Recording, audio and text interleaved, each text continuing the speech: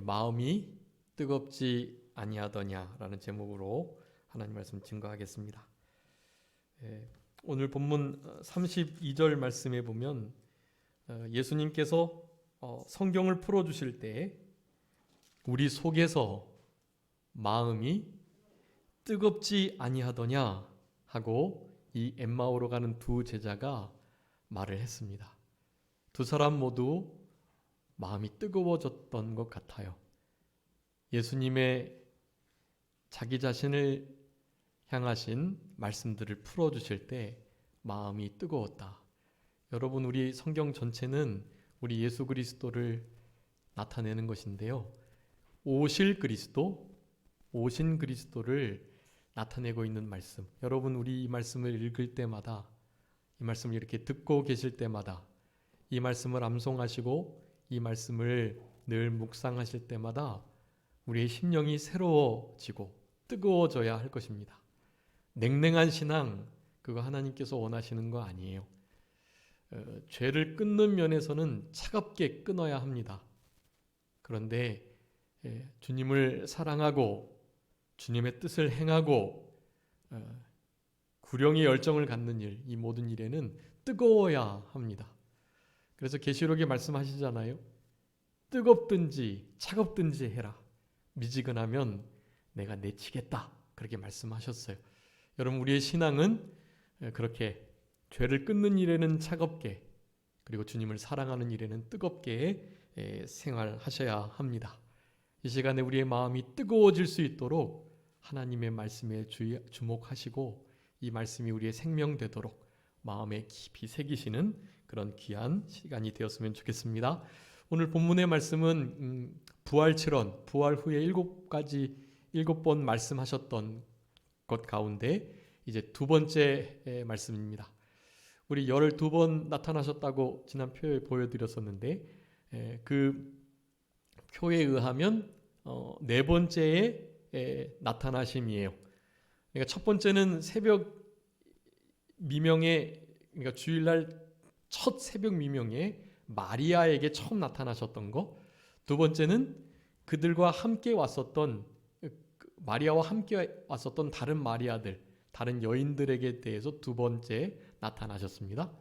그리고 세 번째는 오늘 본문에도 나오는데 우리 34절에 시몬에게 보이셨다 하는 말씀을 이 두 제자가, 그 11제자가 모여있는 곳에 가서 듣습니다. 그러니까 그 사이에 아마 베드로에게 좀 특별하게 보여주셨던 것 같아요. 그러니까 마리아하고 베드로에게 특별하게 예수님께서 나타나 주셨던 거예요. 그리고 이제 그러니까 안식 후 첫날, 부활하신 그날 새벽이 지난 다음에 한 오전이 지나서 이제 한 오후쯤, 그때 지금 사건을 오늘 본문에서는 기록하고 있어요. 그런 일들이 있었음을 알고도 이 두 제자는 엠마오로 가고 있습니다. 여러분, 우리 예수님께서 어디로 가라고 하셨죠? 갈릴리로 가라고 했단 말이에요. 예루살렘에 있다가 갈릴리로 가야 하는데 엠마오로 지금 가고 있는 거예요. 여러분, 오늘 본문의 이 말씀을 통해서 지금 우리들은 어디를 가고 있는가? 예루살렘에 제대로 잘 정착하여 갈릴리로 가서 그곳에서 이제 예수님을 떠나 보내시는 그 승천의 역사를 목도하고 잘 감당하려 하고 있는가? 우리가 지금 제대로 길을 가고 있는가를 이 부활 7원 두 번째의 말씀을 통해서 우리가 우리의 마음에 점검해보고 생각해 보셔야 되겠다라고 할 수가 있겠습니다. 우리의 길은 명확합니다. 일단은 다름질하는 경주장이어야 해요. 우리 성도님들의 삶은요, 다 경주장에 계셔야 돼요. 지금 절제하고 얽매이기 쉬운 죄, 무거운 것들 벗어버리고 신앙의 다름박질을 열심히 하셔야 돼요. 이때까지 그렇게 살아오셨지만 앞으로도 그렇게 생활하셔야 돼요. 우리 주님 오실 때까지. 그래서 우리는 단거리 하듯 마라톤을 하는 사람들이 되어야 돼요. 지금이 그런 시대예요. 단거리 하듯이 전심전력으로 전력 질주를 하되 아직 끝은 보이지 않아요. 그렇지만 지체되지 않고 예수님이 다시 오실 거예요. 우린 그때까지 이 신앙의 다른 박질을 계속 달려가야 합니다. 이렇게 달려왔는데 이제 조금 쉬어도 되지 않을까? 아니에요. 쉬시면 안 돼요. 계속 다른질 하셔야 돼요. 주마가편 달리는 말에 채찍질을 가하시는 것처럼 지금도 힘써 잘해 오셨지만 계속해서 잘해 가셔야 돼요. 우리의 길은 명확합니다. 운동장에 있어요. 하나님의 법대로 그 경기하는 경기에 맞게 1등을 위해서 우리는 정말 다른 것 보지 않고 힘써서 몸을 기울여 다른 박질을 해야 합니다. 나중에 이제 그 떠날 기약이 가까울 때, 인생의 종말이 될 때 우리 사도 바울이 고백했던 것처럼 내가 달려갈 길을 다 갔다 할 그때가 있어요. 그때 전까지는 힘써 다른 박질을 하시는 길 위에 계셔야 합니다. 또 우리가 있어야 할 길은 당연히 영적 전쟁터이겠죠. 우리 성도님들께서 지금 영적 전쟁 속에 있어요. 지금 우리 남북한이 대치하고 있는 이 전쟁의 상황이 우리의 영적인 신앙에 아주 유익합니다. 이 시간들을 실제적인 영적인 교전, 영적 전투 가운데 있다는 것으로 우리 분단의 상황들을 잘 사용하셔야 돼요. 지금 이런 분단의 상황이 없는 이들은요, 진짜 평안 속에서 영적 전쟁에 잘 참여하지 못하고 살아가요. 진짜 이 세상의 성공, 이 세상의 안일함과 풍요를 좇아서 살아가게 되어 있어요. 근데 우리나라는 하나님께서 은혜를 주신 거예요. 이렇게 남북 분단이 되므로 이 실제적인 전시에 있다는 것을 항상 생각하게 하심으로 우리가 영적 전쟁에 있다는 것을 잊지 않도록 하시는 아주 중요한 은혜를 우리들에게 주고 계시는 것입니다. 여러분, 그런 신앙의 다름질 위에, 영적 전쟁터 위에 지금 계시는지, 아니면 이 엠마오로 가는 두 제자처럼 자신의 어떠한 목적을 위해서 예수님의 뜻과는 관계없는 다른 길을 엠마오로 가고 있는지. 오늘 본문에서는 엠마오에서 돌이켜가지고 즉시로 눈을 뜬 다음에 즉시로 예루살렘으로 가요. 지금 다시 예루살렘으로 돌아가셔야 할 것인지, 이런 것들을 잘 살펴보시는 그런 이 시간이 되어야 되겠습니다. 여러분, 이 두 제자의 마음을 정확하게 알 수는 없는데요, 그들이 얘기하는 거, 문의했던 거, 그리고 예수님이 물었을 때 머물러 서서 슬픈 빛을 띄었다는 것을 볼 때 아마 나름의 예수님에 대한 기대가 있었고, 그 기대가 실망으로 바뀌어서 절망 가운데 슬퍼하며, 그런 슬픔이 계속되면 우울한 마음까지도 드는 거예요. 그래서 그것을 이겨보려고 엠마오로 향하고 있었는지도 몰라요. 어쨌든 그런 마음을 가지고 특별히 아주 혼란한 중에 있다는 것을 우리는 알 수 있습니다. 예수님이 저렇게 풀어서 설명을 해준 것을 보면 지금 이 모든 예수님의 십자가의 죽으심의 전후 사정들을 모르고 있었던 거예요. 왜냐하면 메시아, 그리스도관이 아마 잘못되어 있었기 때문에 그런 것 같아요. 예수님이 이럴 뿐이시다라고 그들은 생각했다고 그러는 거예요. 오늘 여기도 21절에 말씀합니다. 우리들, 그러니까 이 두 사람뿐만 아니라 예수님의 제자들 다 가리키는 거예요. 그들은 이 사람이, 예수님이 이스라엘을 속량할 자라고 바라고 있었다. 그러니까 로마의 속국으로부터 건져내겠다는 거예요. 로마의 속국으로부터 정치적, 경제적, 문화적, 군사적으로 완전히 독립을 시켜줄 분이 바로 이 예수라고 생각을 했던 거예요. 그런데 허무하게 돌아가셨으니 너무 혼란한 중에 있는 거예요. 그럼 우리가 이제 누구를 믿어야 하나? 누구를 따라야 하나? 이분이 하나님이라고, 하나님의 아들이라고 믿었는데 죽으시고 끝나시면 이게 안 되는데 하는 마음을 가지고 그 실망감이 슬픔으로, 우울함으로, 혼란함으로 바뀌어 있는 거예요. 여러분, 우리의 삶 속에서도 충분히 이런 일들이 있을 수 있습니다. 그러니 엠마오로 내려가는 자들이 바로 나이다 라는 것을 기억하시고, 엠마오 내려가는 두 제자 중에 이름 한 사람이 글로바인데, 이 글로바와 같은 두 제자의 엠마오로 가는 세상을 향해 가는 자기의 뜻대로 믿고 자기의 바램대로 생각대로 논리적인 이성으로 믿음을 가졌던 것, 그것을 우리가 회개하고 믿음이 이런 논리 앞에 상황 앞에 벼려져야 돼요. 벼러져 연단이 돼야 돼요. 우리 연단된 믿음을 가지고 살아가셔야 됩니다. 이런 믿음, 이런 상황 앞에 믿음이 지금 허물어진 거예요. 믿음이 별 의미가 없어진 거예요. 이들에게는. 그래서 우리 예수님께서 찾아오십니다. 그래서 네 번째 나타나시고 부활 7원 중에 두 번째 우리 예수님께서 말씀해 주고 계세요.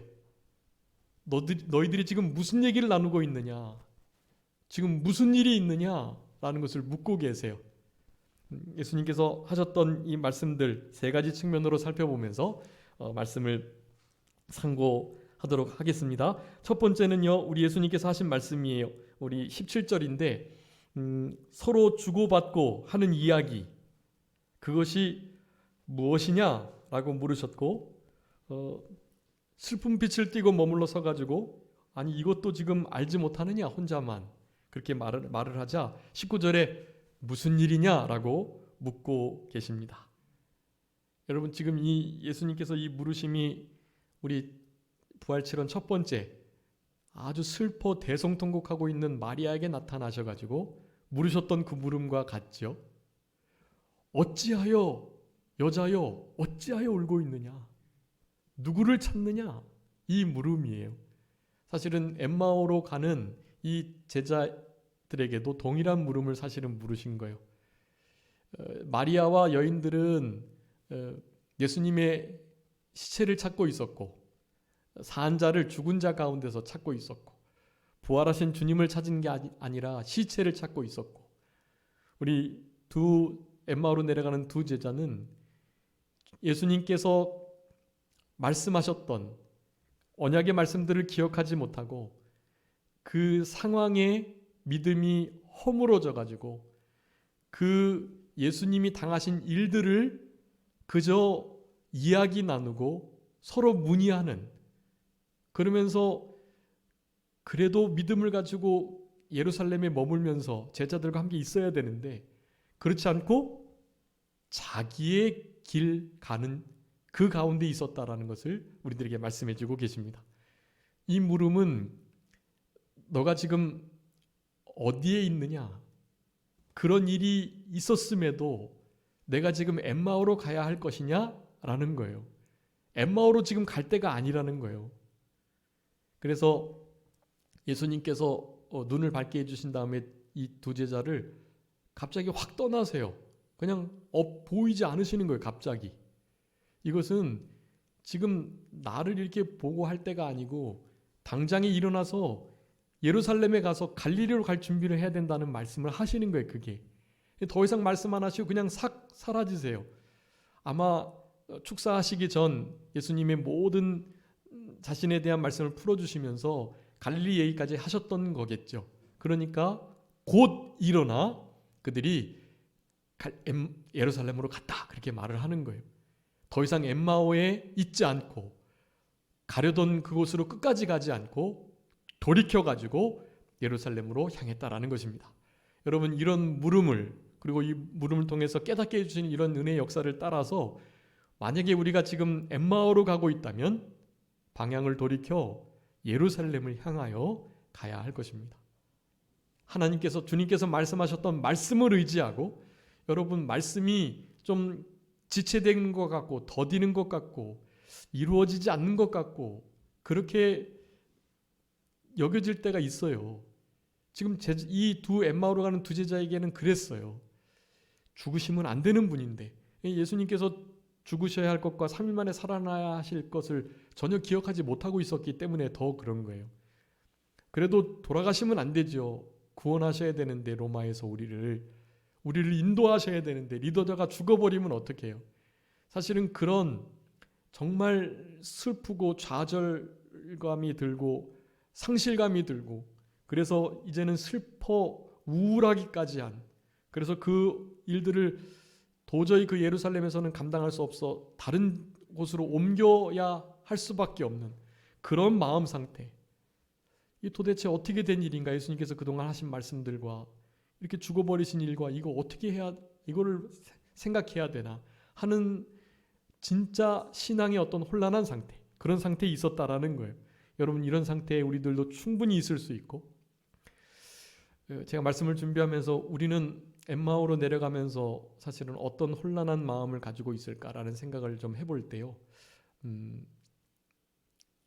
이 성공에 대한, 인생의 성공에 대한 이 세상적 성공과 교회 안에서의 성공이 다름에 대해서 우리는 많이 혼란한 것 같습니다.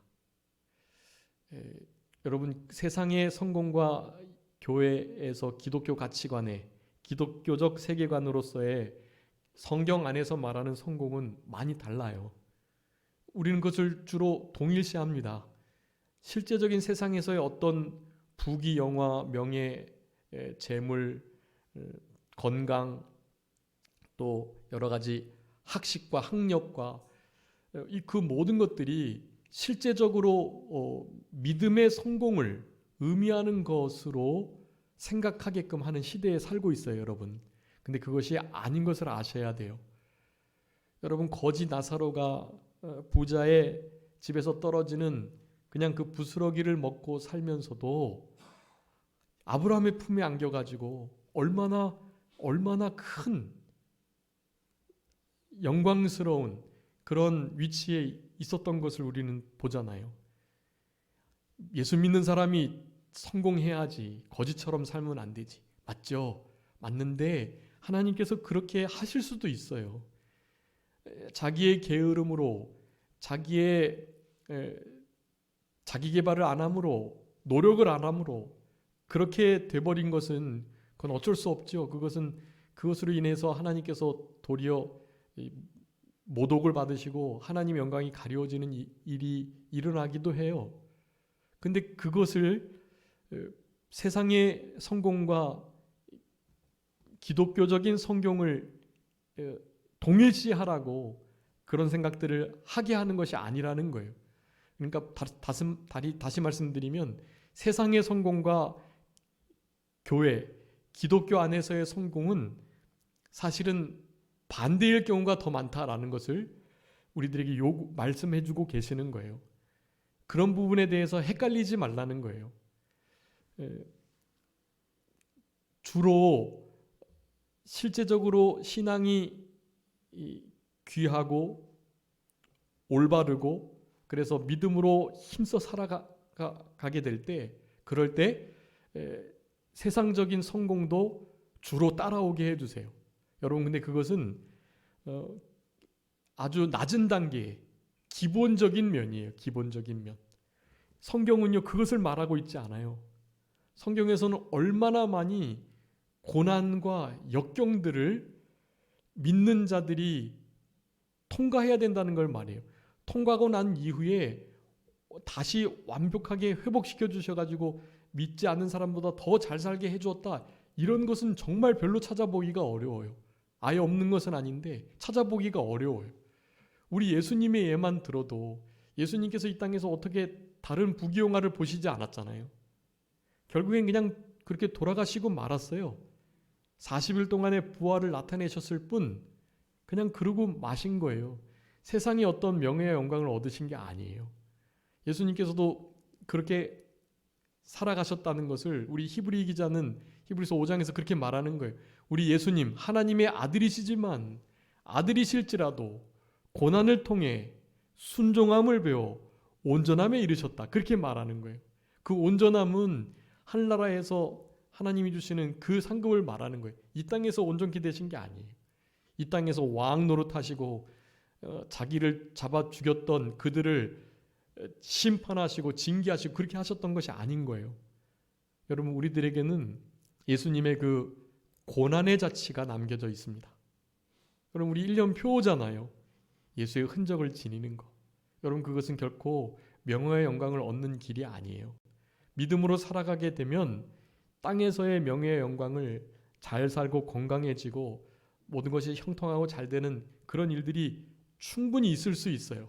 근데 그것이 다가 아니다. 그리고 그렇게 되지 못하는 이들을 믿음을 못 지켰다고 정죄해서는 안 된다라는 것을 분명히 하셔야 돼요. 여러분, 이 시대에 우리가 아주 극심하게 혼란을 겪고 있는 아주 중요한 진리의 면입니다.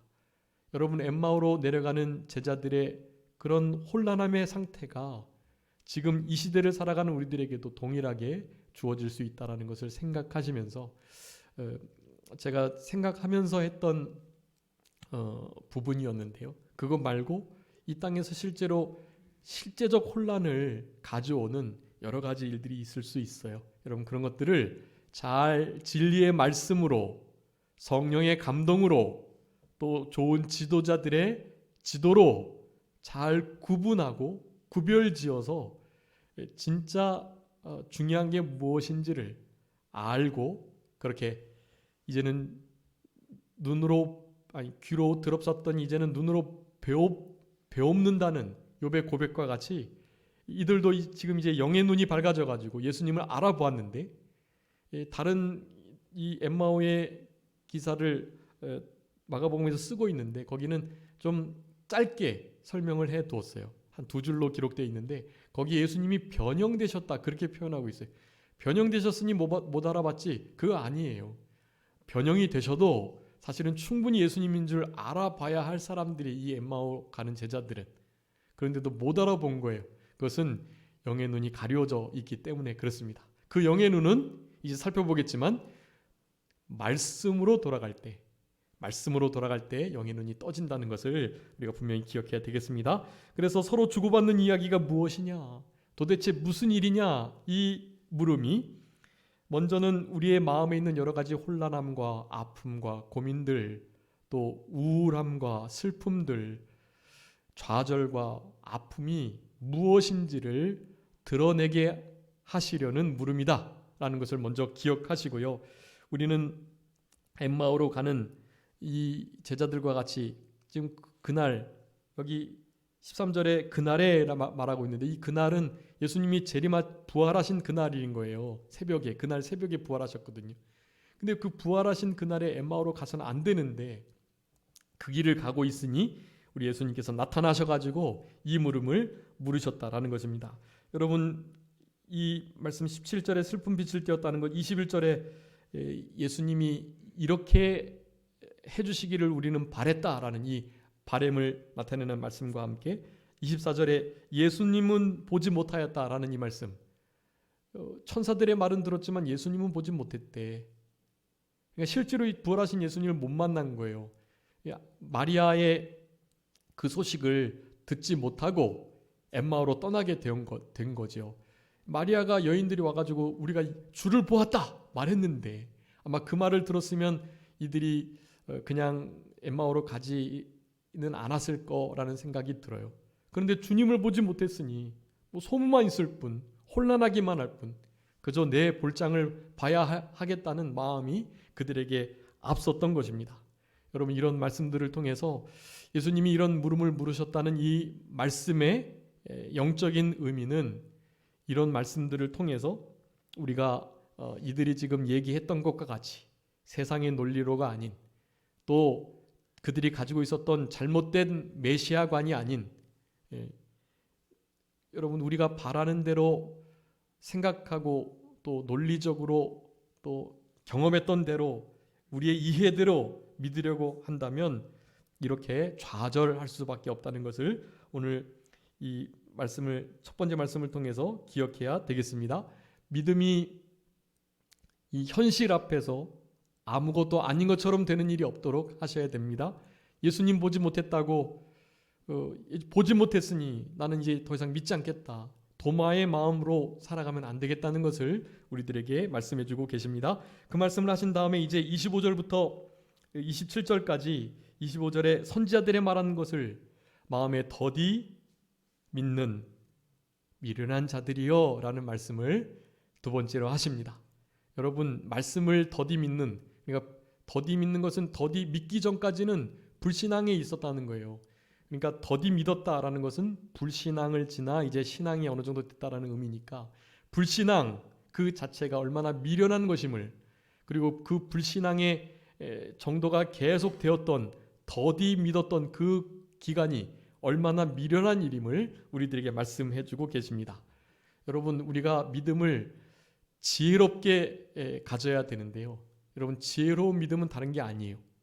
성경대로 믿는 것입니다. 예, 우리 한번 말씀 읽어주세요. 디모데후서 3장 15절. 디모데후서 3장 15절입니다. 또 어려서부터 성경을 알았나니 성경은 능히 너로 하여금 그리스도 예수 안에 있는 믿음으로 말미암아 구원에 이르는 지혜가 있게 하느니라. 아멘. 여러분, 성경이 무슨 지혜가 있게 한다고요? 구원에 이르는 지혜가 있게 한다라는 것이, 다른 말로 하면 바로 성경을 통해서만이 지혜로운 믿음을 가질 수 있다라는 것이, 그러니까 성경대로 믿는 것이 지혜로운 일이고, 그렇게 할 때만이 이 예수님께 들었던 책망, 더디 믿고, 그러니까 불신앙하는 더디 믿는 미련한 자들이라는 이 책망을 우리가 피할 수 있다라는 것입니다. 그럼 불신앙으로 말미암아 좌절하고 내 뜻대로 메시아가 역할을 해주시지 않으시니 이제는 더 이상 그 기대와 달리 내 믿음이 어떻게 도움을 주거나 유익을 주지 못하는 것 같으니 그 믿음을 내려놓는다면, 그래서 불신앙의 모습으로 살아간다면, 우리가 택한 족속이라면 불신앙으로 결국 지옥에 가진 않겠죠. 그러니까 더디 믿는 거겠죠. 더디 믿는 거예요. 그게 말씀하신 대로 믿어야 되는데 내가 따져보고 생각해보고 경험해보고 그렇게 해서 이해가 되면, 바람이 충족이 되면 그러면 믿으려고 하는 그런 상태가 바로 미련한 상태인 거예요.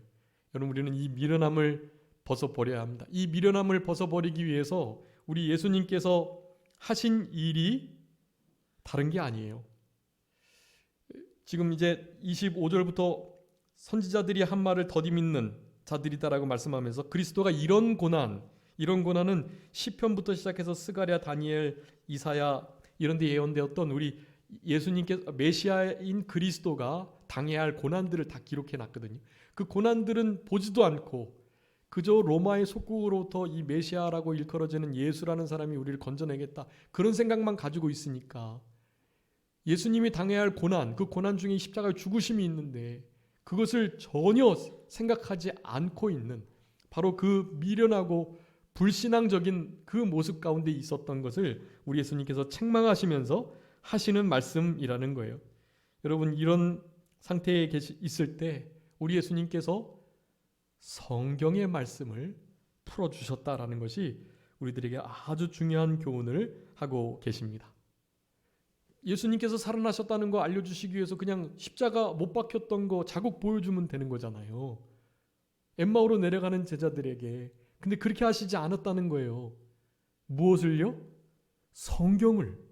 모세의 글로부터 시작돼서 모든 선지자들의 그 글들을 우리 예수님께서 풀어주시는 거예요. 여러분, 하나님의 말씀을 들을 때 성경의 말씀이 읽혀지고 말씀을 듣고 읽고 쓰고 암송하고 성경 말씀을 사모할 때 여러분, 우리의 눈이 떠지고요, 심령이 뜨거워지고요, 진짜 생명 사는 역사가 나타나게 되는 것입니다. 그럴 때 성경 말씀을 통해서 부활의 주님을 분명하게 만나게 되는 거예요. 내가 주님을 보았다라는 마리아의 그 글을, 성경 말씀을 통해서 부활의 주님을 우리도 보는 거예요. 내가 메시아를 만났다. 메시아를 만났다는 그 제자들의 말을 듣고 우리도 메시아를, 주님을 만나는 그런 실제적인 체험을 하게 되는 거예요. 여러분, 이런 삶을 우리에게 요구하고 계시는 거예요. 어떤 삶을요? 경험이나 느낌이 아닌 말씀을 가진, 말씀으로 신앙의 삶을 살아가기를 바라시는 우리 예수님의 이 중요한 의도가 우리들에게 나타나 있다라는 사실입니다. 갈라디아 성도들에게 갈라디아서 3장에서 말씀했어요. 이 미련한 자들아, 예수 그리스도의 십자가의 죽으심이 눈앞에 밝히 보이는데 어떻게 이렇게 어리석느냐? 계속 말씀하는 거거든요. 말씀을 가지고 믿지 않으니까 눈에 분명히 십자가의 죽으심과 부활이 보여져도 믿지 않는 이들이라는 거예요. 여러분, 우리는 이런 상태에서 벗어나야 하는 것입니다. 그러면서 이제 하셨던 말씀이 그리스도가 이런 고난을 받고 자기 영광에 들어가야 한다라는 것을 말씀하셨다는 거예요. 여러분, 이 예수님이 고난 당하시는 일 누가 원하겠어요? 제자들도 진짜 바라지 않았다고요. 근데 그렇게 됐어요. 예수님의 이 고난 당하심의 중요한 의미가 우리를 위한 고난 당하심, 나의 죄 때문에 내가 당해야 할 그 고난이긴 하지만 그것도 한 부분이고, 또 중요한 한 부분이 뭐냐면 예수님께서 본을 끼치셨다는 거예요. 다른 말로 하면 우리도 예수님과 같이 고난을 그렇게 받아야 된다라는 거예요. 여러분, 은혜가 곧 고난이라고 말씀드렸죠. 은혜를 끼치면 반드시 고난이 있다. 고난을 잘 받게 하시기 위해서 은혜를 주신다고 말씀하셨죠. 빌립보서에. 실제로 우리의 이 신앙의 다른 박질의 영적 전투의 그 길은 여러분 험난할 수밖에 없어요. 고난의 길이에요. 눈물 없이 피 없이 갈 수 없는 형극의 길인 것이에요. 여러분, 이 길을 잘 가셔야 돼요. 그런데 말씀을 붙들고 가셔야 돼요. 내 신앙의 경험과 눈에 보이는 것으로 가려고 하시면 안 돼요. 여러분, 말씀을 생명 삼고 말씀만이 유일하게 우리를 진짜 하나님의 말씀을 하나님을 섬길 수 있는, 제대로 믿을 수 있는 그 참된 지혜로 우리를 이끈다라는 것을 한시도 잊지 않으셔야 되겠습니다. 그래서 거기 주보에 제가 기록해 두었는데요. 우리가 예수님이 받으셨던 그 고난을 우리도 받아야 된다라는 것을 분명하게 설명하고 있는 말씀들이에요. 여러분, 이 말씀이 조금 이렇게 말씀들 중에 마음에 안 들을 수도 있는데요. 왜냐하면 너무 고난을 당연시하고 고난이 진짜 막 닥쳐야 될 것 같은 마음이 드니까요. 그런데 그 고난의 정도가 좀 다를 뿐이고요. 다 나름 고난들이 있습니다. 어려움들이 있어요. 우리 청년들에게도 있고 학생들에게도 있고 중고등부 학생들에게조차도 있어요. 당연히 우리 어른들에게도 있죠. 그런 고난을 우리 주님께서 나의 신앙의 유익을 위하여 주신 것이라 확신하시면서 주님이 가셨던 그 길을 우리는 잘 가야 되고, 일상에서의 고난은 당연한 일인데 주님께서 우리에게 바라시는 고난은 바로 예수 그리스도를 믿는 믿음으로 말미암는 고난들입니다. 신앙으로 말미암아 받는 고난들, 바로 그것을 말하는 거예요. 여러분, 그런 것들을 잘 받으시려고 굳이 받으시려고 하셔야 돼요. 굳이. 성경 말씀 여러 곳에 굳이 잡는다는 말씀이 있거든요. 그냥 살아가도 되는데 굳이 그렇게 하는 거예요. 굳이 주일을 성수하고 굳이 공예배를 잘 지키는 거예요. 굳이 새벽 예배를 드리고 굳이 주일 전체를 오전 오후 예배를 드리는 거예요. 굳이 그렇게 하는 거예요. 굳이. 꼭 그렇게는 안 해도 되는데, 하나님이 그렇게 책망 안 하시는데, 뭐라고 하시지 않는데 그렇게 하고 싶은 거예요. 그분을 사랑하니까요. 뜨겁게 사랑하니까요. 여러분, 뜨겁게 사랑하는 자들은 그렇게 굳이 말씀을 붙잡는 것입니다. 주보 뒤편에 그 영혼을 깨우는 말씀들 계속 제가 써놓는데요. 이번에는 그 방지일 목사님의 일평생 표예요. 이거는 우리 주님을 향한 뜨거운 사랑을 느낄 수 있는 말씀이어서 제가 써놨어요. 주님을 위해 달아 없어질지언정 녹슬지 않겠다. 목사님이 늘 하셨던 말씀이래요. 녹슬지 않겠다. 차라리 달아 없어지면 없어졌지. 녹슬지 않겠다. 결코 뒤로 물러가 침륜에 빠지지 않겠다. 여러분, 주님을 사랑하는 이들은요, 그렇게 뜨겁게 사랑하는 것입니다. 엠마오로 내려가는 두 제자가 예수님을 만났을 때 예수님께서 말씀을 풀어주실 때 그 마음이 뜨거운 거예요. 부활의 주님을 표현하기 위해서는 창자국, 못자국, 머리에 십자가, 면류관 자국, 그거 보여주면 되는 거예요. 근데 그렇게 하지 않으시고 말씀을 풀어주시는 거예요. 여러분, 말씀 앞에 섰을 때 생명 사는 역사가, 우리의 눈이 밝아지는 역사가, 마음이 뜨거워지는 역사가 있다라는 것입니다. 여러분, 우리의 삶 속에 냉랭한 신앙이 계속된다면 우리 주님 앞에 나가셔서 우리 주님의 말씀 앞에 귀 기울이고 그 말씀을 생명 삼는 그 일이 있어야만 하는 거예요. 여러분, 시편 119편 50절에 말씀하고 있습니다. 주의 말씀이 나의 곤란 중에 위로가 된다. 왜냐하면 그 말씀이 나를 살렸기 때문이다 라고 말해요. 여러분, 주님의 말씀만이 우리를 살리고 우리의 고난과 환난과 역경 중에 유일한 위로가 된다라는 사실을 꼭 기억해 주시면 좋겠습니다. 그러면서 모세와 선지자의 글을 시작해서 예수님께 관한 글들을 다 설명해 주셨는데요. 우리 요한복음 말씀에 예수님께서 성경이 나에게 대해서 기록한 것이다 라고 요한복음 5장 39절에 말씀하고 계세요. 성경에 쓴 바 예수님께 대한 말씀을 자세히 풀어서 설명해 주는, 여러분, 성경은 바로 이것을 위해서 쓰여졌고 그래서 우리는 바로 이 예수님을 성경을 통해서 분명하게 알아갈 수가 있는 것입니다. 여러분, 바로 이때 우리의 마음이 뜨거워지는 거예요. 여러분, 뜨거워지면 뜨겁게 서로 사랑하게 됩니다. 베드로전서 1장 22절, 베드로전서 4장 28절 다 그 말씀이에요. 서로 뜨겁게 피차 사랑하는 그런 역사가 우리의 삶 속에 일어나게 되는 것입니다. 마지막으로 떡을 가지시고 축사하실 때, 그럴 때 그들의 눈이 밝아졌다고 말해요. 여러분, 이거 아주 중요한 말씀입니다.